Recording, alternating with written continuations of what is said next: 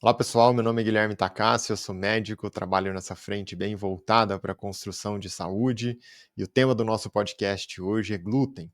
Você vai entender e responder, conseguir responder ao final aqui desse episódio, itens como será que vale a pena de fato retirar o glúten da dieta? Onde está presente o glúten? Será que é só no trigo? Será que é só no centeio, na cevada? Como que funciona toda essa linha de raciocínio? Você vai também conseguir ter uma percepção muito clara da influência do glúten sobre o intestino, dos pontos positivos e negativos, e eu vou mostrar isso para você aqui ao longo do nosso raciocínio.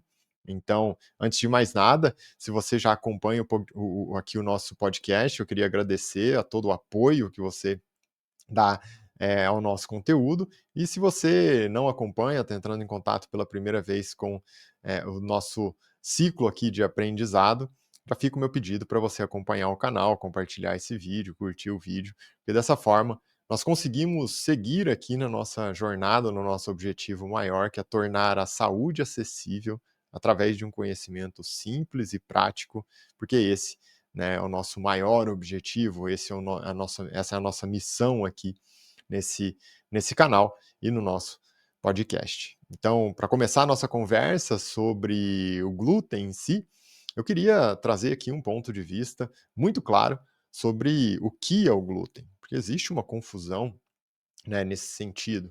As pessoas confundem o que é trigo, o que é proteína do trigo, o que é glúten, e isso acaba virando ali uma confusão mesmo.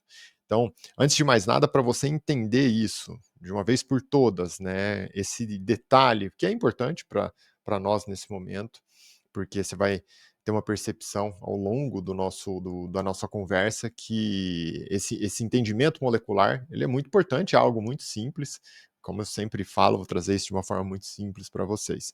Mas qual que seria a diferença entre glúten, proteína do trigo e até mesmo o trigo em si?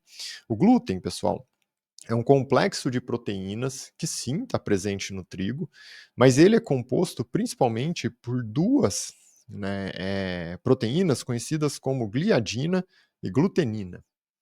Então, isso representa ali mais ou menos 80% da proteína do trigo, e existe ali mais uma pequena faixa de uns 15, 20% de outras proteínas. Mas o foco é sobre essas duas que representam o glúten, a gliadina e a glutenina. Por que o foco é sobre ela? Porque são elas que podem desencadear todos os problemas que nós vamos conversar hoje. Esse que é o objetivo. E aí existe uma diferença. Então agora você já entendeu que proteína do trigo é um complexo, que dentro desse complexo existe o glúten. E no glúten, que representa mais ou menos 80% de toda a proteína do trigo, nós temos duas importantes que são a gliadina e a glutenina. Agora, qual que é a diferença nessa questão para o trigo em si? O trigo ele possui o glúten, possui a proteína do trigo, e ele também tem outras partes mais voltadas ali para o carboidrato, que é a amilopectina. Nós não vamos discutir a amilopectina hoje, nós vamos falar sobre essa parte proteica, com foco principal sobre o glúten e os problemas relacionados ao glúten. E nesse sentido, qual que é o grande ponto aqui, Onde que o glúten ele se conecta com a história do ser humano? O glúten, basicamente essa dupla de proteínas aí que representa mais ou menos 80% da proteína do trigo, que é a gliadina e a glutenina, quando nós vamos preparar um alimento a partir do trigo, ele passa por um processo de fermentação. E aquela elasticidade, então, imagina que você vai lá preparar um pão. A elasticidade da fermentação, quando a fermentação começa e libera gás e o pão começa a crescer, essa elasticidade da massa é exatamente oferecida ali pelo complexo proteico do glúten. Então, quando o pão começa a crescer, que ele acumula o gás que está sendo liberado na fermentação, isso é possível graças ao glúten, gliadina mais glutenina.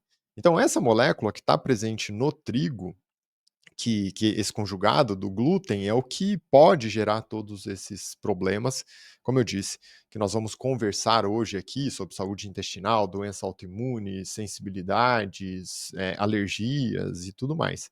E nesse sentido, eu já quero trazer aqui para você um conhecimento que é muito frequente das pessoas gerarem ali uma grande confusão, que é o seguinte: porque, nossa, eu já ouvi ali que a pessoa que tem doença celíaca ou que tem algum problema relacionado ao glúten, alguma sensibilidade ligada ao glúten, ela tem que evitar o trigo, porque o glúten está presente no trigo, e o glúten também está presente ali no centeio e na cevada. Tá, o centeio e a cevada, ele possui de fato o glúten, que é gliadina mais glutenina? Não. Então, aqui tem um detalhe, né, só para você entender, assim, ó, porque, na verdade, a gliadina, ela faz parte de um complexo de moléculas que nós chamamos de prolamina. E, na realidade, o centeio e a cevada, eles possuem também prolaminas que não são a gliadina. No caso, por exemplo, do centeio, né, essa prolamina é conhecida como secalina, que é como se fosse um parente da gliadina, é um parente da gliadina. E no caso da cevada, é a ordenina. Então, aqui, ó, por que que, na verdade, quando a pessoa tem um problema com o trigo, tem um problema com o glúten que está presente no trigo, ela também tem que retirar o centeio e a cevada? Por conta dessas moléculas que são semelhantes à gliadina, que são prolaminas. E essas moléculas, no caso, vou repetir aqui para vocês, do centeio é a secalina e da cevada é a ordeína. Que no final, aqui no frigir dos ovos, a gente acaba chamando tudo de glúten, mas existe uma diferença entre essas moléculas. Não existe gliadina lá no centeio ou gliadina lá na cevada. Existe uma molécula muito semelhante à gliadina. A gliadina está presente no trigo. Só que essas moléculas são prolaminas, que são moléculas que têm uma semelhança enorme com a gliadina. E elas também, né, podem levar aos problemas ali de saúde intestinal, sensibilidade, doença autoimune e tudo mais. Então, esse ponto ele é importante exatamente para nós entendermos que um segmento dessas moléculas que são prolaminas, como a gliadina, a secalina, a ordenina, que levam a um processo ali de lesão intestinal, de ativação do sistema imune, de ativação de um processo de produção de autoanticorpos. Então, nesse sentido, sem dúvida, nós sabemos que, assim, quando a pessoa tem um diagnóstico de sensibilidade ao glúten, de doença autoimune, né, que está relacionada ao glúten, como a própria doença celíaca em si, de alguma alergia, isso é real. Ela tem que evitar o trigo, ela tem que evitar, né, o centeio e tem que evitar a cevada. E ela evita esses alimentos exatamente para evitar esse processo, né, que é desencadeado por essas moléculas que são as prolaminas. No caso do trigo, a mais famosa e, claro, a mais estudada, até mesmo pelo próprio Dr. Alessio Fasano, que é a grande referência no mundo, é a gliadina. Isso é indiscutível. Mas, como eu disse, né, a secalina e a ordeína, que estão presentes no centeio e na cevada, também são moléculas que apresentam segmentos bem semelhantes à gliadina e, por isso, que elas podem gerar todo esse problema. Então, durante todo o nossa conversa aqui nesse episódio, quando eu falar sobre o glúten, né, eu vou falar sobre o trigo, nesse conjunto todo, sobre o trigo, sobre o centeio e sobre a cevada, sobre as prolaminas, que são as moléculas que vão gerar ali todo esse ciclo de lesão. Então, assim, ó, vamos entender uma coisa aqui. O glúten, muitas vezes as pessoas já pensam assim: nossa, o glúten ele é inflamatório, tem que te retirar totalmente da dieta, porque está ligado à doença autoimune. Como que funciona tudo isso? Na verdade, pessoal, nós temos que desencadear um raciocínio que é assim, ó.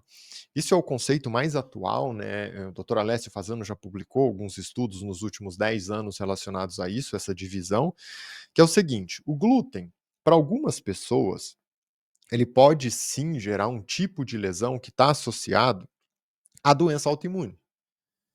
E nesse grupo de pessoas, a doença autoimune, ela vai ter uma ramificação principalmente para doença celíaca, para dermatite herpetiforme e para ataxia, que é uma questão mais que envolve o sistema nervoso central. Isso é de fato uma doença autoimune, nesse sentido. Porque o glúten aqui, né, para ser mais específico, a gliadina, vai levar uma cadeia metabólica que no final vai terminar com produção de autoanticorpo, que é o seu sistema imune produzindo anticorpo contra o seu próprio corpo. Isso é doença autoimune. Então, na prática, são essas 3 aqui que nós temos muito claro o processo diagnóstico, que nós vamos discutir com detalhes cada um desses processos, que é a doença celíaca, dermatite herpetiforme e ataxia. No entanto, o glúten também, ele pode desencadear um outro tipo de processo, né, ali, ligado ao sistema imune no corpo, que são as alergias. Só que a alergia aqui, ela é mediada por uma imunoglobulina que nós chamamos E, diferente do autoanticorpo, que é uma imunoglobulina A, que é aquele da doença celíaca, por exemplo. Então, a alergia e doença autoimune são coisas totalmente diferentes. A única coisa que elas têm aqui de base comum é a presença do glúten. E existe uma terceira via, que é uma via de exclusão, que nós chamamos de sensibilidade ao glúten, né, não celíaca. Porque a pessoa não tem doença celíaca, a pessoa não tem alergia, mas ela tem uma sensibilidade ao glúten. E nesse conjunto, né, você viu que o glúten aqui, a possibilidade de lesão no corpo vai se dividir em 3 grandes grupos, que é a doença autoimune, onde está a doença celíaca, que é a alergia IgE mediada, que nesse caso é uma alergia mesmo, e existe a sensibilidade ao glúten não celíaca. Há tanto a alergia quanto, né, as doenças autoimunes, onde está a doença celíaca, dermatite herpetiforme, eles têm em comum, né, um marcador imunológico. São os biomarcadores, são as imunoglobulinas. Como disse, nós vamos conversar sobre cada uma delas. Que é diferente da sensibilidade ao glúten não celíaca, em que a pessoa sim tem sintoma, a pessoa tem queixa, tem exame que é compatível, mas ela não tem imunomarcador. Ela não tem esse biomarcador, o sistema imune não está produzindo um marcador como uma imunoglobulina nesse caso. Então, por isso, ela vem como um diagnóstico de exclusão. E você vai entender todos esses detalhes, né, ao longo da nossa conversa. O grande ponto que eu já quero trazer aqui para vocês relacionados ao glúten, e isso acontece com todos, nós, com um grau e intensidade diferente, quando a pessoa tem uma doença autoimune, tem uma alergia, um grau muito mais exacerbado do que até mesmo uma sensibilidade ao glúten não celíaca, ou uma pessoa que não tem nenhum grau de sensibilidade, é o seguinte: pensa que aquele complexo, né, que faz parte do grupo da proteína ali do trigo, e dentro desse grupo tem o glúten e tem a gliadina, que é uma prolamina. O que que essa molécula, quando nós comemos ali um alimento que tem o glúten, como o trigo, né, o que que ela faz no nosso corpo? Então, eu comi lá um alimento que tem trigo, o pão, uma massa, alguma coisa assim, ela passa pelo meu tubo gastrointestinal, passa pelo processo de digestão, e essa molécula em si, que é a gliadina, né, que faz parte ali do complexo do glúten, ela chega na parede intestinal, e na parede intestinal nós temos lá várias células que estão super próximas, assim, ó, né. Por que que elas estão super próximas? Para separar o que pode passar para o sangue, que vai ser absorvido ali no intestino, e o que não pode. Então, quando elas estão lá próximas assim, ótimo, elas deixam passar para o sangue só o que é para passar de fato.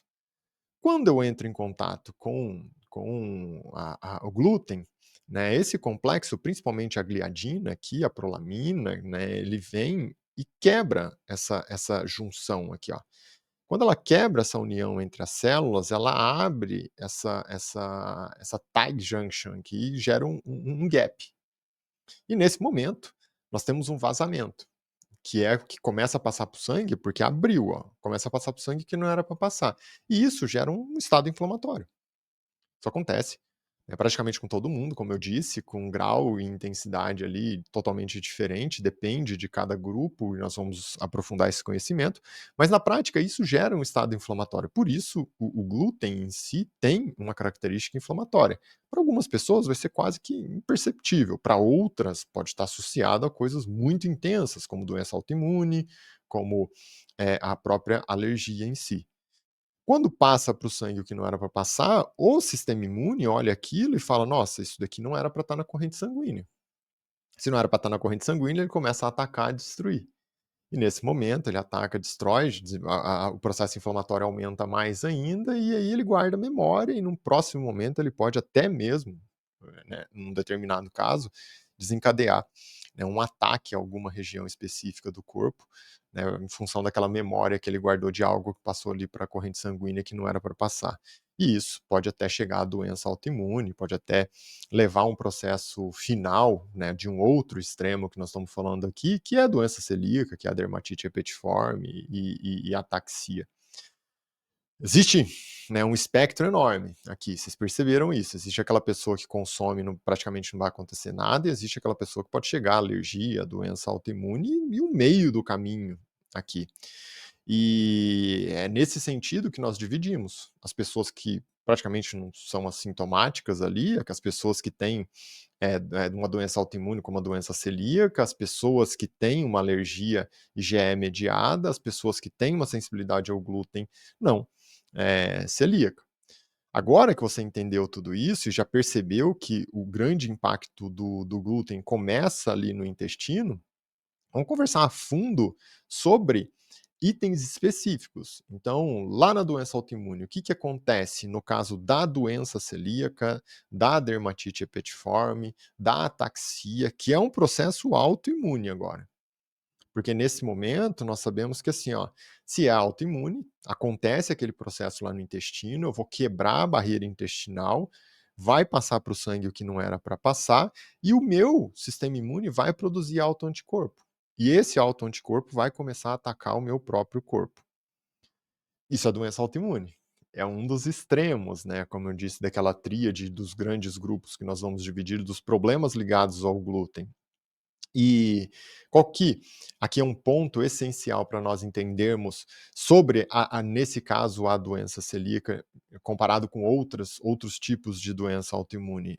O tratamento da doença celíaca é a exclusão do glúten. Então, quando eu chego ali, eu consigo desencadear um processo que eu levo ao diagnóstico, eu vou falar sobre o diagnóstico de doença celíaca, o tratamento é a retirada do glúten. Retira o glúten, a pessoa melhora. Melhora totalmente, para de ter sintomas. Então ela é muito sensível ao glúten, até a ponto de desencadear produção de autoanticorpo, e quando eu retiro o glúten, tudo isso melhora. Então, né, nesse sentido, nós sabemos que hoje, assim, ó, o glúten em si, para a doença celíaca, ele leva à produção, um estímulo lá no sistema imune, à produção de um autoanticorpo contra uma enzima específica que está lá na parede do intestino, que é a transglutaminase. Então, é um autoanticorpo que nós chamamos antitransglutaminase. E é esse autoanticorpo que pode atacar várias regiões específicas do organismo. E agora, né, como o próprio Dr. Fasano fez um estudo em 2012, ele traz para a gente, para você ver o quanto é complexo a doença celíaca, e eu quero, né, discutir isso com vocês, mostrar isso com detalhes, para você não ter mais confusão. É o seguinte, ele falou assim, ó, a pessoa, para um diagnóstico de doença celíaca, ela precisa, sem dúvida nenhuma aqui, de um conjunto de 3 fatores muito claros para você, desencadear um raciocínio ligado à doença celíaca. Que é o seguinte, ela precisa de uma predisposição genética, e no caso da predisposição genética, a pessoa ela nasce já com um gene em que aumenta a chance, é um gene que ele aumenta a chance de uma manifestação da doença celíaca no corpo. Então, sim, tem um fundo genético. Esse gene nós chamamos de gene do HLA-DQ2 e HLA-DQ8. Nós sabemos que 95, olha que interessante isso, ó, 95% dos celíacos, das pessoas que já têm diagnóstico de doença celíaca, apresentam ali o gene HLA-DQ2 positivo. E na minha prática, isso é até interessante, presta atenção aqui, ó, porque há mais de 10 anos eu vejo aí teste genético para várias pessoas que eu tenho suspeita nesse sentido, e é muito comum as pessoas apresentarem, né, o teste genético positivo. Significa que ela vai manifestar doença celíaca? Não, tanto que, ó, nós sabemos que 30% da população tem o gene para o HLA-DQ2 positivo, né, tem o polimorfismo lá que nós chamamos, que é uma alteração de uma parte desse gene ali no material genético, só que ele não manifesta a doença celíaca. Então, só a genética não é suficiente para diagnóstico de doença celíaca. E aí o segundo, por isso que o Dr. Fasano coloca 3 fatores, né, para a manifestação, para o diagnóstico, para você desencadear o ciclo do diagnóstico da doença celíaca. O segundo é sobre exposição ao glúten. Então, A pessoa, ela tem que estar exposta ao glúten, ela tem que consumir ali o trigo, tem que consumir centeio, cevada, tem que estar em constante contato. Isso é muito comum, né, porque a dieta nossa, principalmente aqui no ocidente, ela tem uma grande presença do trigo. Então esse segundo fator, exposição ao glúten, não é uma grande dificuldade ali, porque é muito presente. Só que daí, nós sabemos também que existem pessoas, e isso é muito comum, que vão se expor ao glúten a vida toda e nunca vão manifestar, doença celíaca. Então, a exposição ao glúten também já é suficiente? Também não é suficiente, é mais um fator. Por isso que a pessoa precisa dos 3 fatores. E aí o terceiro fator que a pessoa, tem que apresentar é uma lesão intestinal. Na verdade, quebra da barreira intestinal, como eu acabei de conversar com vocês agora há pouco, mas no caso do glúten em si, tem que ter quebra da barreira intestinal e atrofia da velocidade intestinal de uma região específica do intestino, que é o início do intestino delgado, que é o duodeno. Então, como que nós sabemos isso? Através de biópsia. Você vai fazer biópsia lá na endoscopia e vai encontrar essa atrofia da vilosidade, tem uma classificação específica. Existem algumas exceções, mas no geral a pessoa tem que apresentar essa lesão intestinal. Aí a quebra da parede intestinal, a pessoa tem que ter um teste, né, que mostra aumento da zonulina. O Dr. Fasano aí foi o grande pioneiro a falar sobre a zonulina, mas a zonulina é como se fosse. Lembra que tem a célula que está grudadinha aqui, ó? A zonulina é uma molécula que funciona como se fosse a chave que abre, né, que descola essas células e gera ali a abertura da barreira intestinal. Então, o terceiro fator é quebra de barreira intestinal com uma lesão da parede que nós identificamos como atrofia da vilosidade intestinal da região específica ali do intestino, que é o duodeno. Então, os 3 fatores, predisposição genética, você vai lá e identifica o HLA-DQ2 e o HLA-DQ8. Nós também identificamos uma pessoa que tem exposição ao glúten na rotina de vida, na dieta dela, e também, né, quando nós avaliamos tudo isso, nós conseguimos encontrar ali lesão da parede intestinal, atrofia da parede intestinal, com aumento de zonulina que mostra quebra da barreira intestinal em si. Seguindo aqui, hum, vamos entender o seguinte: no caso da doença celíaca, como que acontece, né, esse processo? Porque eu tenho as células lá todas bem próximas na parede do intestino, e daí, quando a gliadina chega aqui, eu vou ter essa quebra ali da barreira intestinal e abre e gera o vazamento que vai desencadear todo aquele processo. Mas como que acontece no caso da doença celíaca? A primeira coisa, né, a pessoa, na imensa maioria das vezes, ela tem uma predisposição genética já, que é o HLA-DQ2 ou DQ8 positivo. Nessas pessoas que têm essa predisposição, que têm esse gene, né, tem uma alteração lá nesse gene, nós identificamos o seguinte, assim, ó, quando a gliadina chega lá, que faz parte lá da prolamina, tal, essa molécula que está presente no trigo, no centeio, na cevada, um segmento dela entra em contato lá no intestino, e daí, lá no intestino, nessas células aqui, nós temos uma enzima que é conhecida como transglutaminase. Essa enzima transglutaminase desencadeia um processo de deaminação da gliadina. E esse conjunto aqui, em que tem a transglutaminase com a gliadina, é muito, no caso dessas pessoas que têm essa predisposição genética, é muito imunogênico que nós falamos, estimula muito o sistema imune. E aí tem algumas células que estão ali ao redor, que são células que vão pegar esse conjugado, né, da gliadina, que entrou em contato com a enzima da transglutaminase, e vai apresentar para um tipo de linfócito que é o linfócito TCD4. Esse linfócito TCD4 desencadeia já uma reação inflamatória. Então aqui começa um processo de inflamação crônica no corpo. Essas pessoas é uma coisa muito exacerbada. Essa inflamação crônica nessa gliadina que foi metabolizada pela transglutaminase vai levar à produção de autoanticorpos no corpo. Quem que produz esses autoanticorpos? Ali, né? O linfócito B. Então, o linfócito B de bola vai reconhecer tudo aquilo, e aí, quando ele reconhece tudo aquilo, ele começa a produzir autoanticorpo. Esses autoanticorpos são aqueles fatores que depois nós vamos identificar ali num processo diagnóstico, como, por exemplo, um autoanticorpo contra a própria transglutaminase.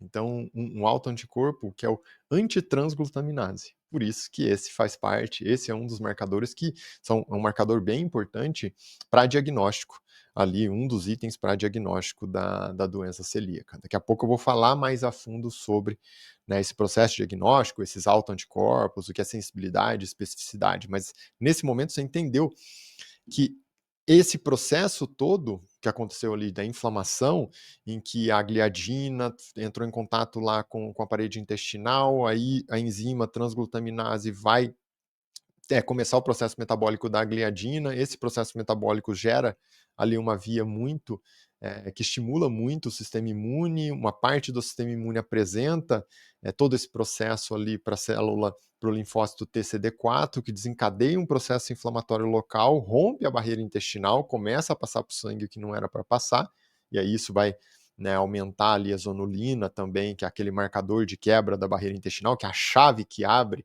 a barreira intestinal, e aí, um pouco mais adiante, o linfócito B vai olhar para tudo isso e vai começar a produzir, né, autoanticorpo, que são os autoanticorpos que vão atacar ali várias regiões do corpo diferentes e levar ao processo da doença autoimune. Então, por isso que hoje nós sabemos, né, a doença celíaca é uma doença autoimune, faz parte desse grupo, que é o grupo ali no espectro do glúten, né, mais agressivo, que está associado à doença autoimune.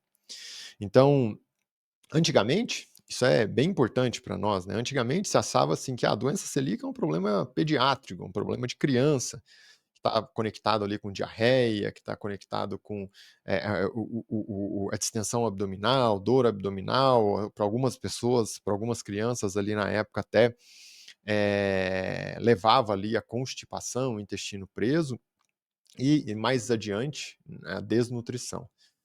Naquela época já se sabia que a retirada do glúten era o tratamento de fato, mas hoje, depois de tudo isso que foi estudado, e como eu disse, a grande referência no mundo, o laboratório em Harvard, que estuda isso, é do Dr. Alessio Fasano, que estudou tudo que envolve, né, quebra de barreira intestinal, zonulina, linfócito TCD4, linfócito B, autoanticorpo, que é o anticorpo antitransglutaminase, todo esse complexo levou uma nova percepção da doença celíaca. E essa nova percepção é entender a doença celíaca como, de fato, uma doença autoimune. E aí, nesse momento, quando nós entendemos como doença autoimune, nós entendemos o porquê que a doença celíaca não se manifesta só no intestino. Sim, ela tem aquela manifestação que pode ser diarreia, pode ser constipação, o estufamento abdominal, aquela distensão abdominal com desconforto, mas daí também, e aqui, né, o fator fica mais importante, ela também se manifesta com anemia. Às vezes a pessoa tem uma anemia crônica, ninguém sabe de onde é, o que está acontecendo, e na verdade é doença celíaca por conta de lesão intestinal, por conta de próprio, né, pode até ser uma anemia que tem fundo autoimune, mas é algo que pode acontecer. Essa pessoa também pode diminuir ali um processo de absorção de cálcio, metabolismo de cálcio no corpo, pelo fator autoimune e ter uma osteopenia, uma osteoporose precoce, infertilidade. Então, sim, né, faz parte aqui de todo esse complexo em si que nós sabemos, a infertilidade e durante um possível diagnóstico da doença celíaca em si. Nós temos também dor articular com artrite, é um ataque da articulação pela doença autoimune com artrose também. Isso é interessante porque pode se manifestar no sistema nervoso central, por isso que a ataxia faz parte do conjunto de alterações, né, do sistema nervoso central com fundo autoimune, assim como cefaleia crônica, enxaqueca, ansiedade, depressão, distúrbios de atenção, o próprio TDAH. Então você vê que tem um conjunto, né, que é bem assim expressivo de problemas que estão associados à doença celíaca e que muitas vezes nós não conectamos. Por isso que é importante, quando eu tenho suspeita, né, e a suspeita começa com a clínica, avaliar como que essa pessoa está, as queixas dessa pessoa, por isso o profissional ele tem que entender sobre a doença para conversar com a pessoa, identificar uma hipótese diagnóstica e daí desencadear todo o processo diagnóstico em si para entender. Porque quando existe uma condição autoimune, uma doença autoimune, e a doença celíaca hoje, como eu disse, né, ela faz parte de uma via do glúten que está associada à doença autoimune, nós temos que olhar como não um fator isolado lá no intestino, mas como algo que envolve o corpo todo, porque você está levando a um desequilíbrio do sistema imune com produção de autoanticorpo, e autoanticorpo pode atacar qualquer região. Então, pode ir lá para o sistema nervoso central, gerar um fator ali ligado à ansiedade, depressão, ataxia, própria demência, pode atacar o fígado, desencadear uma hepatite autoimune, por exemplo, pode atacar a articulação, dar uma artrite, uma artrose, o osso, né, levar ali a um processo de osteopenia precoce, osteoporose, atacar a célula sanguínea com uma anemia, pode, você vê que é muito amplo. E por isso, né, entender sobre o diagnóstico da doença celíaca é um ponto importante, e agora eu quero que você preste atenção, porque o primeiro passo é você avaliar a pessoa e perceber, ela tem sintomas muito associados a isso, que conectam com o consumo do glúten, porque antes era uma doença que se pensava só na criancinha. E hoje tem pessoas que vão ter diagnóstico de doença celíaca já adultas, com 30, 20, 30 anos já. E passaram a vida consumindo glúten, né, comendo coisas com trigo. E nesse conjunto aqui, o primeiro ponto é você ter uma percepção. Nossa, o trigo não faz muito bem, a pessoa tem diarreia, grande alteração intestinal, aí tem uma anemia que ninguém identifica, pode ter ali uma osteopenia bem jovem, né? Tem uma dificuldade ali para engravidar, muitas vezes, uma infertilidade, alguma coisa assim, uma fadiga crônica, dermatite que ninguém consegue encontrar. E aí você começa a perceber assim, nossa, será que essa pessoa consome glúten e quando ela consome apresenta mais sintomas? Isso gera uma suspeita. Diante dessa suspeita, vale a pena você começar um processo diagnóstico. E no processo diagnóstico, como eu falei para vocês ali no início, em 2012, o Dr. Alessio Fasano trouxe um estudo que, lembra, a pessoa precisa ter, né, 3 fatores, uma predisposição genética, ela precisa ter uma exposição ao glúten, e ela tem que ter ali lesão de barreira intestinal. Existem algumas exceções que eu vou comentar, mas no geral, o que nós fazemos? Assim, ó, se tem ali lesão intestinal, qual é um caminho simples? Se eu sei que a gliadina está chegando lá no intestino, a gliadina sofre a ação da transglutaminase, e aí a transglutaminase que vai desencadear todo aquele processo que vai terminar com o linfócito B de bola produzindo autoanticorpo. Quem que é esse autoanticorpo? É o antitransglutaminase. É uma imunoglobulina A conhecida como antitransglutaminase. A dosagem no exame de sangue é bem interessante. Então, tem suspeita? Tenho. Então, um exame simples, rápido e preciso, com uma alta especificidade, uma alta sensibilidade.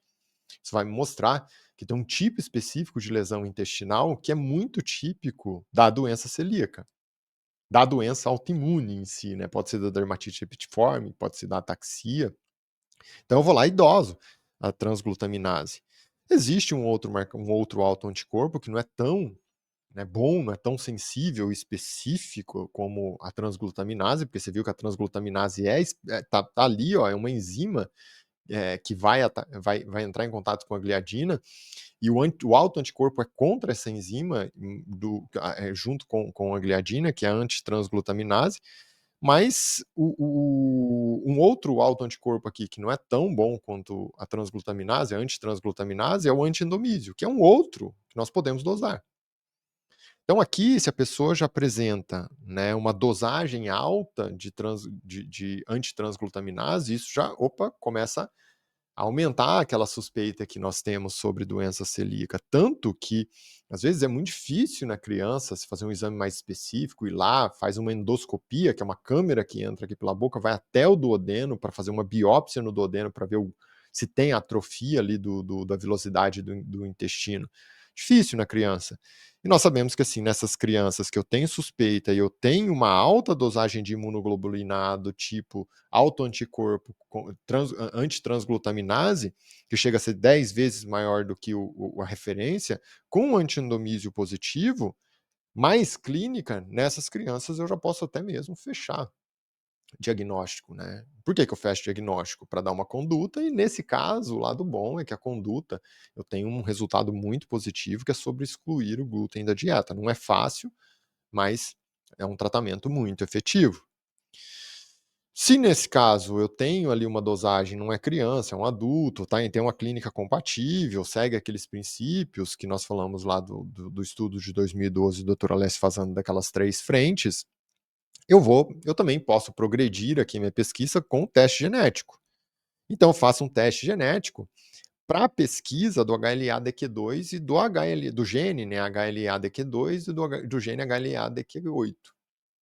Nós sabemos que é muito frequente nas pessoas que têm diagnóstico, elas terem esses genes positivos, não necessariamente se tem o gene positivo já tem o diagnóstico, mas você viu que é uma somatória de fatores. Ah, tem um antitransglutaminase positivo, tem o teste genético positivo. Isso já fala muito mais clínica, sintomas, então tem uma anemia crônica, tem um cansaço crônico, tem diarreia ou constipação quando consome ali trigo, isso começa a falar muito a favor, né. E, diante disso, o que que eu vou fazer? Para fechar o diagnóstico mesmo, esse é considerado o padrão ouro para a gente fechar o diagnóstico. Eu vou lá e indico uma endoscopia nessa pessoa, porque ela já tem todas as suspeitas, né, já está falando muito a favor. E a endoscopia, o exame lá que é a imagem, você entra com a câmera pela boca, vai até, passa o esôfago, o estômago, vai até o duodeno, e lá no duodeno você faz de 4 a 6 biópsias no duodeno. E essas biópsias, elas têm que mostrar para a gente atrofia da vilosidade intestinal. Tem um tipo de classificação específica, mas se tem atrofia ali da vilosidade da parede do intestino, nesse momento, né, nós podemos falar de fato que essa pessoa tem doença celíaca. Então, a pessoa que tem clínica compatível, tem sintomas muito claros, né, associados a uma possibilidade de doença celíaca. Eu fui para o teste sanguíneo, que é um teste mais simples, e ela positiva para o autoanticorpo, né, que é um IgA da antitransglutaminase. Eu faço um teste genético e encontro um gene do HLA-DQ2, um gene do HLA-DQ8, com um polimorfismo, uma alteração nesse gene específica para a doença celíaca, e ao final eu tenho uma endoscopia que mostra a atrofia das vilosidades na biópsia que foi feita lá no duodeno. Nesse momento, não tem jeito, né, eu tenho um diagnóstico, eu fecho o diagnóstico para a doença celíaca, e o tratamento, como eu disse, esse é o lado bom, é a retirada do glúten. Exclusão total, nesse sentido, para essas pessoas vale a pena. Aqui é uma das indicações que é muito clara, é a doença autoimune da doença celíaca, ou se a pessoa tem manifestação na pele da dermatite herpetiforme, eu também fecho o diagnóstico da dermatite herpetiforme, e o tratamento, como é uma condição autoimune. A diferença de outras doenças autoimunes é que o tratamento aqui é retirada do glúten, exclusão total do glúten. Essa é a principal indicação para uma dieta sem glúten, né? Aqui não tem discussão. Se eu passei por toda essa fase, cheguei até o diagnóstico, está muito claro, aí vale a pena sim.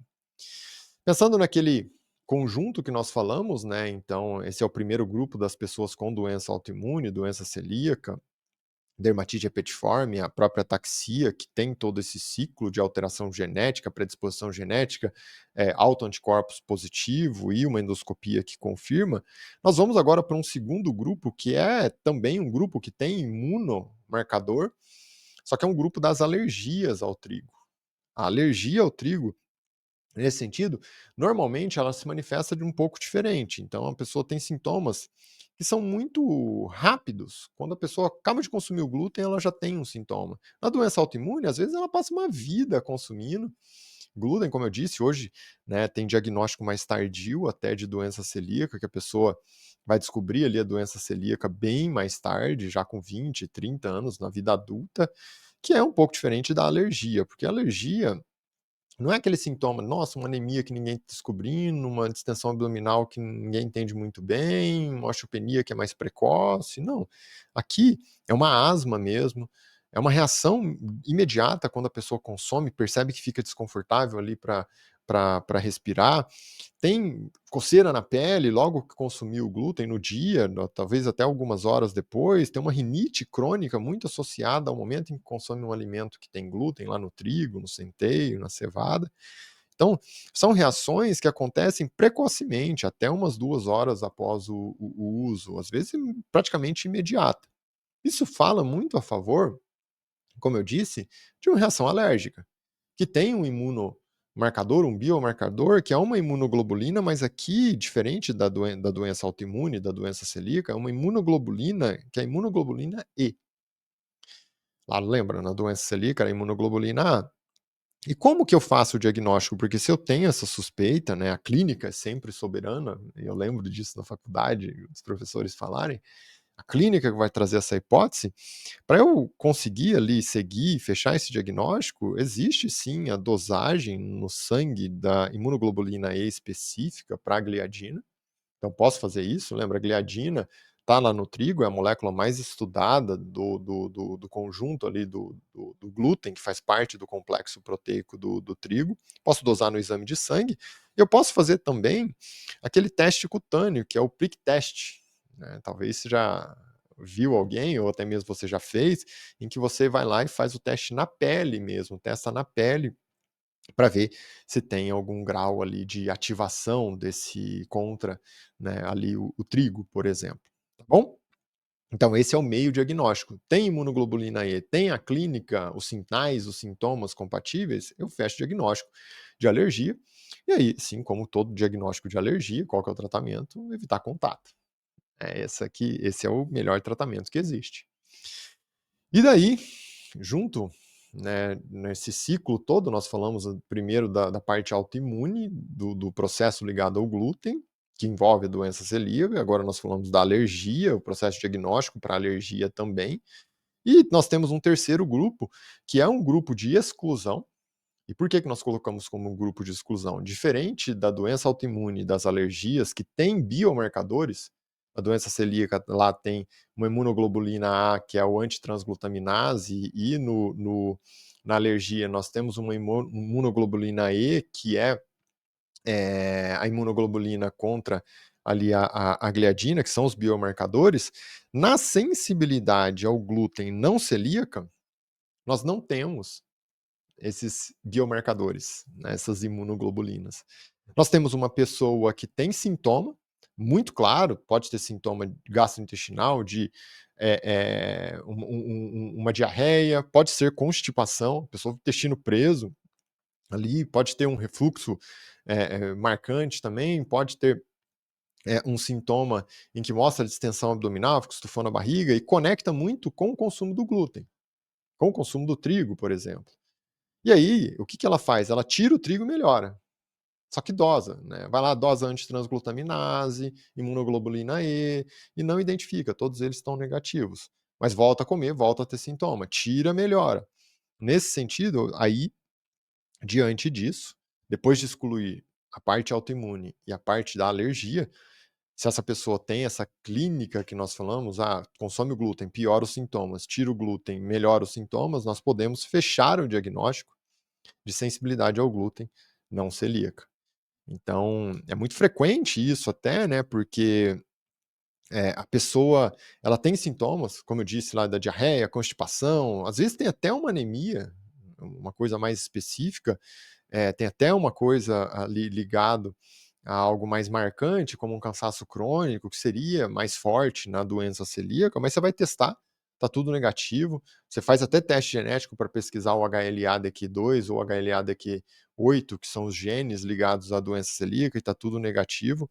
Então, nesse momento, nós descartamos e começamos a pensar mais na sensibilidade ao glúten não celíaca, que ainda se tem muito que estudar sobre isso, mas normalmente é uma reação que não é aquela reação ligada à produção de imunoglobulina, se acredita mais que é uma reação de imunidade inata, que é uma outra via do sistema imune.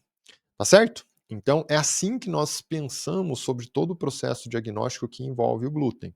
E existem, claro, aquelas pessoas que não têm sintomas, vivem bem, conseguem consumir o glúten com tranquilidade e não tem nenhuma dessas vias. A gente consegue descartar isso também. Por isso que hoje nós olhamos para o glúten como um espectro, em que eu tenho aqui em um extremo as pessoas que têm doença celíaca, que têm uma doença autoimune ligada ao glúten. Nós temos aqui logo próximo as pessoas que têm os biomarcadores de imunoglobulina E, que são as alergias, que tem também toda uma estratégia diagnóstica.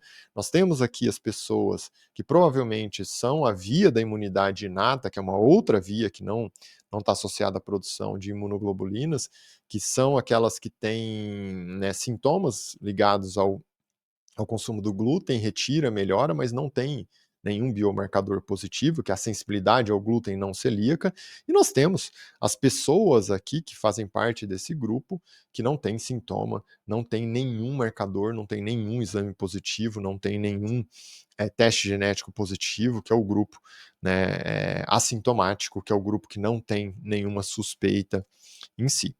Tá certo? Então, agora, né, eu quero comentar com vocês de uma forma mais específica, já que vocês entenderam toda essa via que nós discutimos aqui sobre o metabolismo do glúten no corpo, a manifestação ali no intestino e a manifestação no corpo de maneira geral. Hum, eu quero trazer um efeito sobre o intestino de forma bem mais específica, né? E isso acontece com todo mundo. É claro que é muito diferente. A pessoa que tem doença autoimune, isso é muito mais exacerbado. A pessoa que tem uma alergia é muito mais exacerbado. E vai diminuindo, por isso que é um espectro. A pessoa que está aqui nesse outro lado, que não tem nenhum marcador de gene de predisposição, não tem nenhum marcador de imunoglobulina positiva, não tem nada de exame que chame atenção, acontece? Pode até acontecer, mas é algo muito discreto que provavelmente ao longo da vida não vai levar a problema algum. Que acontece? Pessoal, vamos voltar aqui o raciocínio. Ó. Lembra lá que as células do intestino, elas estão todas lá muito próximas, né, para exatamente ter qual função aqui? Ah, eu comi alguma coisa, passa pelo processo de digestão, e aí essas células aqui no intestino, que estão próximas, vai separar o que deve continuar no intestino e o que deve ser absorvido e passar para a corrente sanguínea. Né? A molécula lá presente no glúten, principalmente a gliadina, ela vem aqui nessas células e quebra essa barreira intestinal, essa tight junction. E quando ela quebra aqui, ela gera o leaky gut, um vazamento. Como que eu identifico isso? Que eu, primeiro, eu tenho uma suspeita, né, que essa pessoa tem ali uma queixa intestinal muito clara, tem diarreia crônica, tem alguma questão ligada à constipação crônica, começa a conectar o raciocínio quando ela consome um alimento que tem trigo. Mas para eu ter certeza que tem essa quebra da barreira intestinal, eu vou lá e faço a pesquisa da zonulina. Porque lembra, a zonulina é a chave que abre essa conexão. Então é uma proteína que abre essa conexão. Então quando a zonulina aumenta, e aí tem teste para eu ir lá e dosar isso, né, eu faço um exame de sangue para dosar a zonulina, eu posso dosar nas fezes, eu identifico se a zonulina está alta, está abrindo a tight junction. No caso do trigo, como que isso, né, acontece de fato? A gliadina, quando ela se conecta num receptor lá no intestino, na parede do intestino, chama CXCR3, que está na célula do intestino aqui, ó, a gliadina conecta, ela libera a zonulina. E aí essa zonulina abre a barreira intestinal. Como eu disse, pode acontecer de uma maneira muito discreta numa pessoa que não tem sintomas e pode acontecer de uma maneira muito expressiva lá na pessoa que tem doença autoimune pelo consumo do glúten, como na doença celíaca. E esse leak gut, né, nesse momento, que foi lá, abriu tal a barreira intestinal, se é uma pessoa que tem o HLA-DQ2 positivo, HLA-DQ8 positivo, é uma pessoa que tem uma alta predisposição à doença celíaca, à via da doença autoimune, e aí a gliadina vai entrar em contato com a transglutaminase, isso pode levar a uma produção ali de autoanticorpo, o autoanticorpo antitransglutaminase, e desencadear todo um processo ligado à doença celíaca. Mas uma coisa que eu queria chamar a atenção para vocês é que é algo assim, ó, para algumas pessoas, para a imensa maioria, na verdade, não vai acontecer isso. Só que o que pode acontecer se a pessoa começa a insistir e tal? Pode sim acontecer uma. Se eu quebrei, abri a barreira intestinal, pode passar para o sangue coisas que são inflamatórias, como lipopolissacarídeos de bactérias. Ou até mesmo, pode passar o quê? olha só que interessante, pode passar um segmento de proteína. Ah, mas proteína é uma coisa que é problema para o corpo? Não, né, só que o que quem passar para o sangue é aminoácido. Se eu passo um segmento de proteína, que são vários aminoácidos ainda juntos, isso sim gera estado inflamatório quando cai na minha corrente sanguínea, e o sistema imune vai olhar para aquilo e vai gerar estado inflamatório. Então a quebra da barreira intestinal está muito associada a estado inflamatório crônico no corpo. Mais uma vez, para a pessoa que não tem nenhuma predisposição, não tem nenhum teste positivo, esse estado inflamatório pode ser praticamente imperceptível. Para a pessoa que tem uma predisposição, um gene do HLA-DQ2, por exemplo, positivo, tal, isso pode tomar uma proporção muito grande. E aí, né, desencadear todo aquele processo até no final com produção de imunoglobulinas, que são biomarcadores ligados à doença celíaca, à ataxia, à dermatite herpetiforme. Mas o processo no intestino pode acontecer a partir do momento que nós entramos em contato com a gliadina. Existe também, né, muito a se aprender sobre todos esses conceitos e, né, nós temos hoje estudos que falam sobre síndrome do intestino irritável, doenças inflamatórias intestinais como Crohn e retocolite e consumo do glúten. Existe um fator assim que comprova que, nossa, a ingestão do glúten aumenta a chance de doença de Crohn, aumenta a chance de retocolite, aumenta a chance de síndrome do intestino irritável? Não, não tem uma comprovação. Mas existem estudos observacionais, que eu vou lá e começo a observar a população, ver como a população responde, que se eu pego essas pessoas com esses diagnósticos, síndrome do intestino irritável, que tem diarreia, retocolite, que às vezes tem até sangramento, Crohn com sangramento tal, e retiro o glúten, né, da dieta dessas pessoas, existe uma estatística que mostra, tem até um estudo do Bieszczynski, de 2013, que mostra que 1 em cada 5 pessoas que eu faço uma dieta com restrição do trigo, né, com restrição do glúten, elas relatam melhora dos sintomas, né.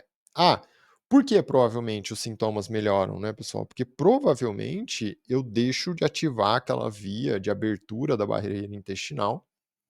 Lembra, a gliadina entra em contato lá no receptor CX, ele quando ela entra em contato, ela libera a zonulina, se libera a zonulina, abre a tight junction. E aí gera estado inflamatório, porque vai começar a ativar o sistema imune, porque está passando alguma coisa para a corrente sanguínea que não era para passar. Então, nesse sentido, provavelmente essa uma pessoa em cada 5 que relata melhora de sintomas, tal, se sente melhor, tem um fundo muito claro relacionado, né, a esse processo inflamatório, como eu acabei de descrever para vocês. Seguindo aqui, vem a famosa pergunta, né? Nós começamos ali. Será que todo mundo deve excluir trigo da dieta? Então é algo assim, pessoal, ó. Com certeza, as pessoas que passaram por todo aquele processo diagnóstico, que tem um diagnóstico ligado à doença autoimune, como doença celíaca, ataxia, dermatite herpetiforme, uma alergia e já é mediada, e até mesmo, né, uma sensibilidade ao glúten não celíaca, que tem diagnóstico fechado para esses grupos, essas pessoas têm que excluir. Vale a pena, né, excluir. Principalmente os casos de doença autoimune. Isso aí é indiscutível, tá? Isso é indiscutível, alergia, tal, indiscutível.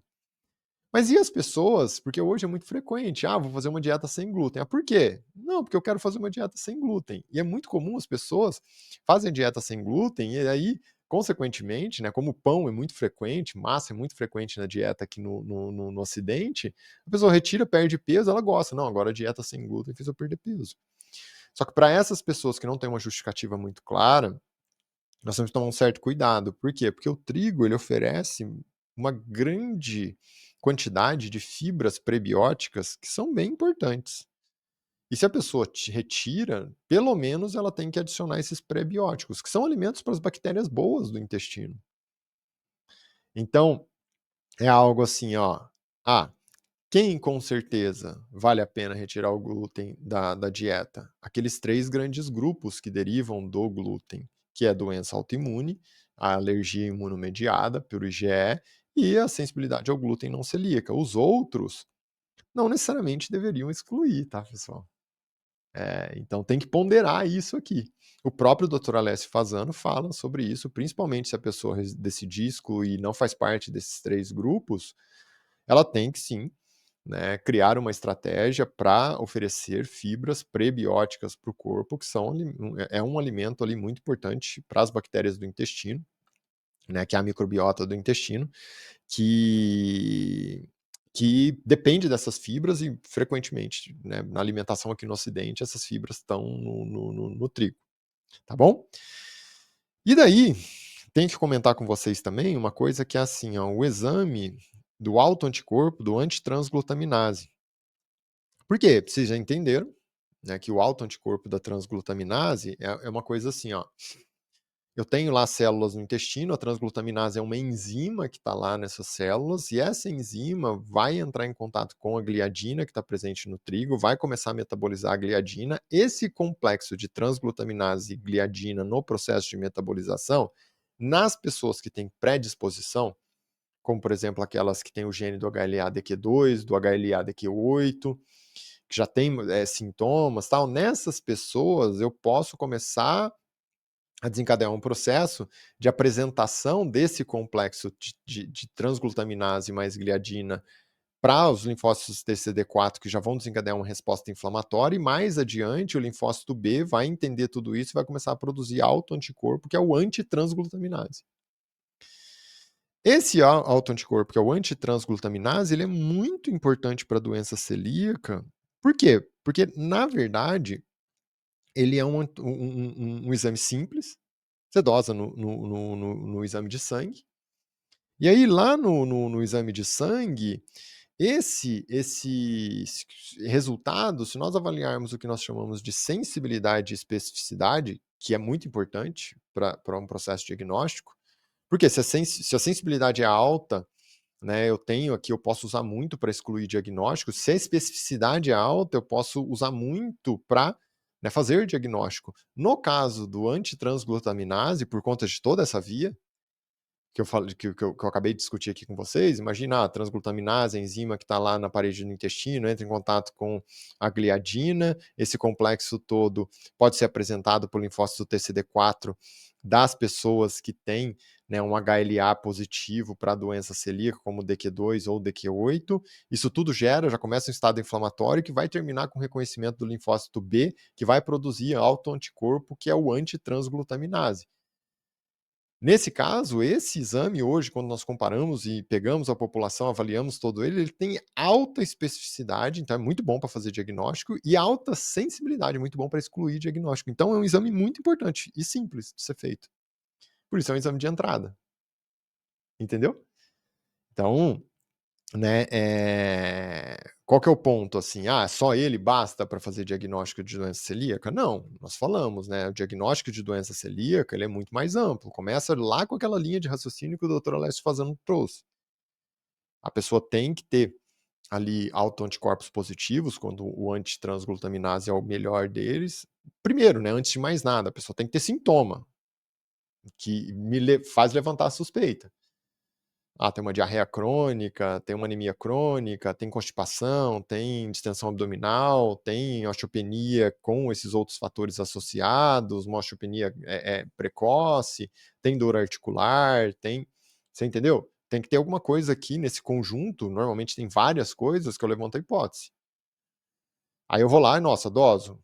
Ah, tem antitransglutaminase positivo, autoanticorpo positivo. Aí eu vou avaliar, né, também que essa pessoa tem que ter o quê?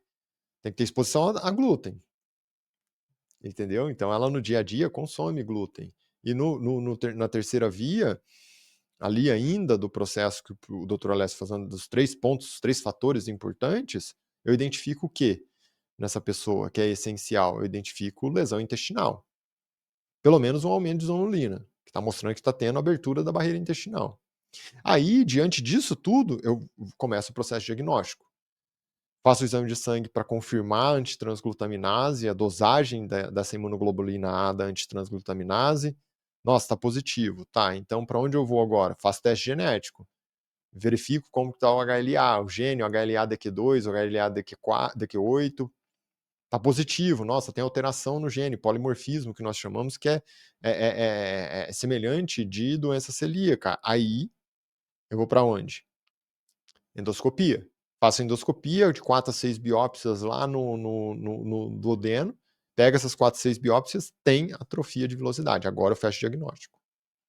Então, apesar do autoanticorpo, o IgA antitransglutaminase ser um exame muito importante, muito sensível, muito específico, tanto que em criancinha, que é mais difícil fazer ali a endoscopia, se tem um antitransglutaminase positivo, quantitativo 10 vezes maior do que a referência, mais antiendomíase positivo, eu já posso começar, e mais sintomas, sinais e sintomas, eu já posso fechar diagnóstico de doença celíaca nessa criancinha.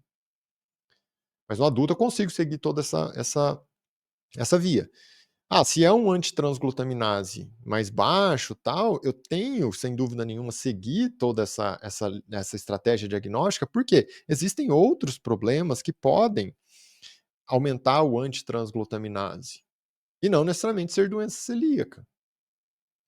Quais são esses outros problemas? Muito associados ao sistema imune, à doença autoimune.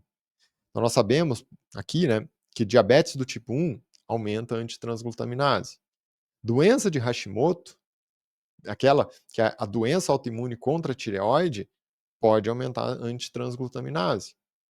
Hepatite autoimune, então aquela pessoa que você começa a perceber assim, nossa, tem aumento do aspartato, aumento da alanina no exame de sangue, aumento das bilirrubinas, aumento de um gama-GT, e você não encontra nenhum outro fator, como uma esteatose não alcoólica, um alto consumo de álcool, você começa a suspeitar de hepatite autoimune. Nessas pessoas, até mesmo que já têm diagnóstico de hepatite autoimune, elas aumentam também antitransglutaminase. Não vai ter aquele aumento super expressivo, né, quantitativo da imunoglobulina da antitransglutaminase, mas pode ter um discreto aumento. E todos esses casos não são doença celíaca. Pode ter associado?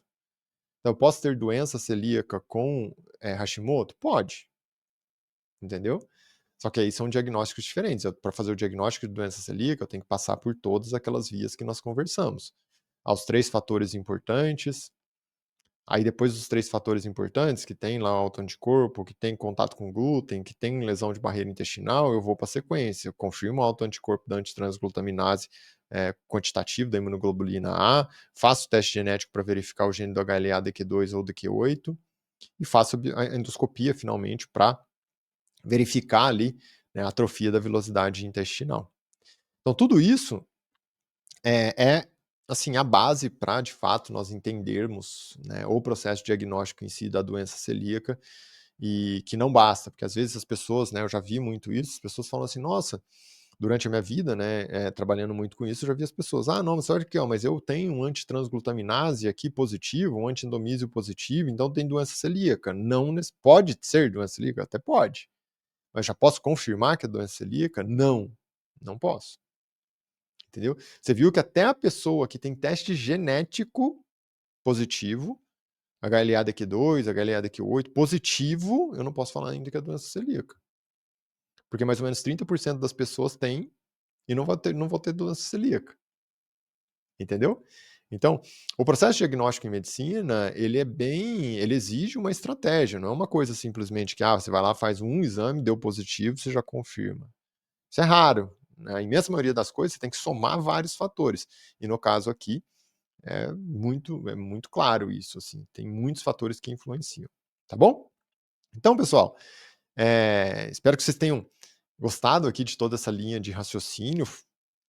Isso tem todos os detalhes, pessoal, de tudo que tem de mais atual, que tem de estudo mais atual foi discutido aqui hoje, com o nosso objetivo, de forma simples e prática para você conseguir usar isso no seu dia a dia de forma bem específica. Eu acho que o grande ponto foi sobre entender, né, quem precisa realmente tirar glúten da dieta e as outras pessoas, na prática, é uma coisa assim. Não acho que faz sentido ficar comendo grande quantidade de nada, né, principalmente porque você vai acabar consumindo excesso de calorias e isso leva a aumento de peso e tal. Mas se você não faz parte daqueles 3 grandes grupos, como a própria orientação do Dr. Alessio Fasano, não tem necessidade de excluir totalmente, tá bom? Se você, né, mais uma vez já me acompanha, fica aqui meu muito obrigado por cada vídeo que você assiste até aqui. Para cada comentário, os comentários são, sim, eu só tenho a agradecer mesmo, porque está totalmente alinhado com o que eu tenho de objetivo, de filosofia de vida, né, que é sobre esse processo de trazer a saúde para vocês através de um conhecimento simples e prático. E também todas as pessoas que compartilham os vídeos, curtem, deixa ali o comentário mais uma vez, como eu disse. Se você está assistindo esse vídeo, né, pela primeira vez, acabou de me conhecer também, fica o meu pedido. Acompanhe o canal, curte o vídeo, compartilha com as pessoas, porque dessa forma você também ajuda esse vídeo chegar mais longe, impactar mais pessoas, né? Você leva a saúde, você vai ajudar alguém ali também de uma forma direta através desse vídeo. Então, muito, muito obrigado, pessoal, sempre pelo apoio. Muito obrigado por me ajudar nessa jornada de construção de saúde para as pessoas através de um conhecimento simples e prático. E, é claro, não esquece, a sua saúde é a sua primeira riqueza. E até a próxima, com mais conhecimento aqui para vocês.